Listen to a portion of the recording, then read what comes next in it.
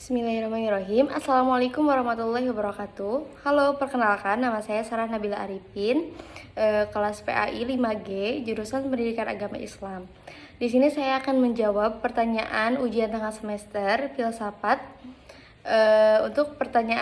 Untuk jawaban yang pertama, mari kita bahas tentang konsep filsafat Al-Kindi ya, terkait hubungan filsafat dan agama. Nah, Al-Kindi sering disebut sebagai filsuf Arab pertama yang berhasil menyatukan dua dunia yang sering dianggap beragam, seperti filsafat dan agama. Nah, menurutnya filsafat dan agama ini bukan dua hal yang saling bertentangan, akan tetapi justru dua hal filsafat dan agama ini adalah dua hal yang bisa menjadi jembatan untuk menemukan kebenaran. Nah, yang pertama adalah kebenaran tunggal, bahwa Al-Kindi percaya kebenaran itu tunggal, baik filsafat maupun filsafat agama mencari kebenaran tersebut. Kemudian filsafat sebagai alat, kemudian wahyu dan akal. Nah, bagaimana sih filsafat membantu memahami agama? Nah, kita akan klarifikasi konsep. Nah, filsafat membantu kita mengklarifikasi konsep-konsep yang abstrak dalam agama seperti tentang Tuhan, jiwa, dan akhirat. Nah, yang kedua ada memperkuat iman. Dengan memahami alasan-alasan rasional di balik ajaran agama, kita dapat lebih kuat iman yang berdasar Nah, dengan argumen yang rasional, Al-Kindi ini dapat membuktikan tentang keberadaan Tuhan, seperti itu. Kemudian menangkal kesesatan. Nah, filsafat juga membantu kita membedakan antara ajaran agama yang benar dan ajaran agama yang menyimpang, seperti itu. Contoh penerapannya ada dua, yaitu ada teologi, ada juga tafsir. Untuk jawaban nomor 2, tentu mari kita bahas tentang pandangan Al-Razi mengenai etika dan moralitas. Nah, Al-Razi ini adalah sang rasionalis dan dalam etika. Nah, Al-Razi juga ini seorang filsuf muslim yang terkenal. Nah, dikenal dengan pendekatannya yang sangat rasional dan dalam berbagai bidang, termasuk etika dan dalam moralitas. Nah, pandangannya ini sering kali dianggap sebagai kontroversi pada zamannya, karena ia lebih mengutamakan akal daripada teks-teks agama, seperti itu. Nah, ciri khasnya pandangan etika Al-Razi ini adalah rasionalisme, kemudian ada naturalisme, ada hedonisme terkendali. Nah, jadi meskipun ia mengakui pentingnya kesenangan, Al-Razi juga menekankan pentingnya pengendalian diri dan keseimbangan. Kemudian ada juga kritik dan agama. Nah, Al-Razi ini sering mengkritik pandangan agama yang menurutnya tidak rasional atau bertentangan dengan akal sehat. Nah, perbedaan dengan filsafat moral lain ini adalah penekanan pada akal, kemudian kritik terhadap wahyu, dan fokus pada kebahagiaan dunia. Nah, Al-Razi ini lebih fokus pada kebahagiaan di dunia ini daripada kehidupan setelah kematian. Sebuah pandangan yang berbeda dengan filsuf muslim lainnya, seperti itu. Nah, implikasi pandangan Al-Razi ini yang pertama adalah ada etika autonom, kemudian ada pluralisme.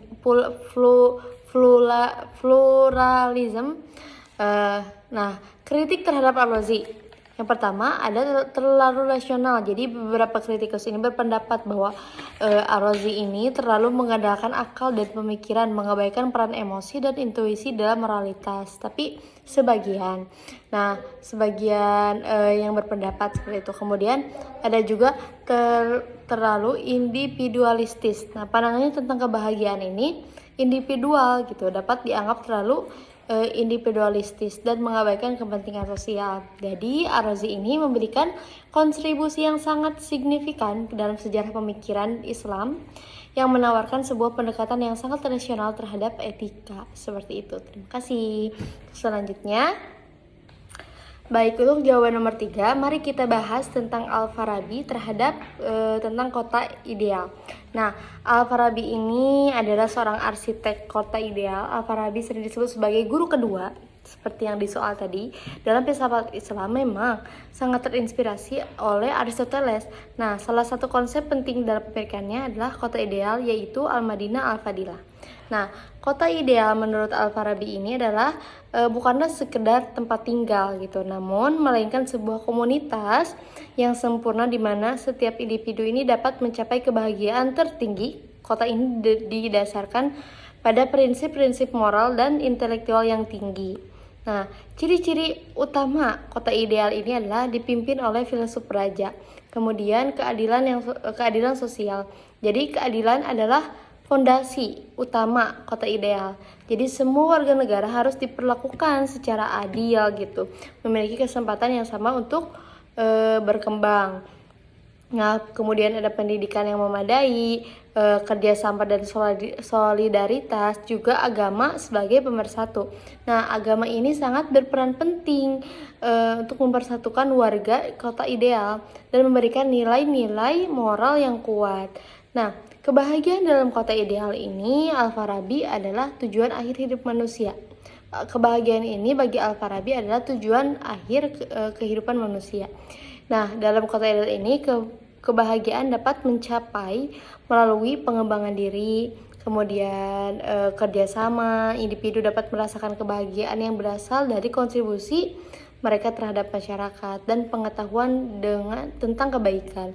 Dengan memahami kebaikan sejati, individu dapat membuat pilihan hidup yang bijaksana gitu dan mencapai kepuasan batin. Nah, hubungan antara kota ideal dan kebahagiaan ini apa sih? Kota ideal itu adalah sarana untuk mencapai kebahagiaan dengan menciptakan lingkungan yang kondusif, kemudian untuk apa? Untuk pertumbuhan moral dan intelektual. Nah, kota ideal ini memungkinkan setiap individu untuk mencapai potensi penuhnya yang merasakan kebahagiaan sejati. Baik, untuk jawaban keempat, nomor 4 itu mari kita bahas tentang pendekatan ensiklopedis Ikhwan Al-Safa. Nah, Ikhwan Al-Safa ini sebuah kelompok rahasia para filsuf muslim pada abad ke-10, dikenal dengan pendekatannya yang sangat komprehensif terhadap ilmu. Mereka berusaha menyatukan berbagai disiplin ilmu, mulai dari filsafat, sains, hingga agama, dalam sebuah sistem pengetahuan yang koheren. Nah, metode yang digunakan untuk mencapai tujuan tersebut itu menggunakan beberapa metode. Yang pertama ada pendekatan ensiklopedis. Kemudian ensiklopedis itu apa? Mereka menyusun berbagai risalah yang mencakup beragam topik, mulai dari kosmologi, matematika, hingga etika. Nah, kemudian ada juga sintesis pengetahuan. Nah, Ikhwan Al-Safa ini berusaha menyatukan berbagai aliran pemikiran, baik filsafat Yunani, Islam maupun tradisi-tradisi lain. Kemudian ada juga alegori simbolisme. Mereka saling menggunakan alegori simbolisme untuk menyampaikan ide-ide yang filosofis, yang kompleks. Nah, apa sih peran akal dalam mencapai kebenaran ini? Nah, bagi Ikhwan Al-Safa ini, akal memiliki peran yang sangat penting dalam mencapai kebenaran. Mereka percaya bahwa akal adalah anugerah dari Tuhan yang memungkinkan manusia untuk memahami alam semesta dan dirinya. Seperti itu. Akal sebagai pelengkap wahyu, kemudian akal sebagai pemadu dalam pencarian kebenaran. Nah, bagaimana Ikhwan Al-Safa ini melihat hubungan antara filsafat, sains, dan agama? Nah, pertentangan antara filsafat, sains, dan agama ini mereka berpendapat bahwa ketiga disiplin ilmu ini saling melengkapi dan memiliki tujuan yang sama sebetulnya, yaitu untuk mencapai kebenaran dan kebahagiaan. Seperti itu. Kalau filsafat memberikan kerangka berpikir yang memiliki rasional atau sistematis gitu untuk memahami alam semesta. Kalau sains itu menyediakan pengetahuannya yang empiris tentang alam semesta melalui observasi dan lain sebagainya. Kemudian ada juga agama. Kalau agama itu memberikan nilai-nilai moral, memberikan prinsip seperti itu. Baik teman-teman, untuk nomor 5 itu kita akan membahas teori emanasi Ibnu Sina yang sangat menarik ini. Nah, teori emanasi Ibnu Sina ini adalah cahaya ilahi yang menyebar. Teori emanasi yang dikemukakan oleh Ibnu Sina merupakan salah satu konsep yang paling fundamental dalam filsafat Islam. Nah, konsep ini mencoba menjelaskan gitu bagaimana alam semesta yang beragam dan kompleks berasal dari satu sumber tunggal, yaitu Tuhan. Nah, apa itu teori emanasi? Secara sederhana, teori emanasi ini menggambarkan proses penciptaan alam semesta gitu ya, sebagai sebuah pancaran atau emanasi dari Tuhan. Nah, Tuhan itu sebagai sumber segala keadaan, memancarkan cahayanya dalam keberadaan, kemudian membentuk berbagai tingkatan eksistensi mulai dari yang paling murni hingga yang paling material seperti benda-benda fisik seperti itu. Kemudian proses emanasi menurut Ibnu Sina. Nah, Ibnu Sina ini menggambarkan proses emanasi ini melalui konsep 10 akal. Nah, dimulai dari Tuhan sebagai akal pertama, kemudian memancarkan akal kedua, lalu akal ketiga, dan seterusnya hingga akal ke-10. Nah, ini itu berhubungan dengan dunia material. Setiap akal merupakan cerminan dari akal sebelumnya, namun dengan tingkat kesempurnaan yang berbeda-beda. Nah, pengaruh teori emanasi ini terhadap pandangan ontologis Ibnu Sina adalah Tuhan sebagai sumber segala keadaan, kemudian kesatuan dalam keberagaman, gradasionalitas eksistensi, alam semesta sebagai manifestasi. Nah, apa sih implikasi teori emanasi ini? Nah, untuk implikasinya yaitu penyatuan filsafat dan agama. Teori ini mencoba menyatukan filsafat Yunani dengan ajaran Islam. Kemudian ada konsep jiwa. Nah, jiwa manusia ini dipandang sebagai bagian dari hierarki emanasi. Mengapa? Yang menghubungkan dunia material dengan dunia spiritual. Nah, kemudian ada juga pencarian kebenaran. Nah, teori emanasi ini mendorong manusia untuk terus mencari kebenaran untuk mencari kebenaran dan kesempurnaan dengan memiliki posisi hierarki eksistensi.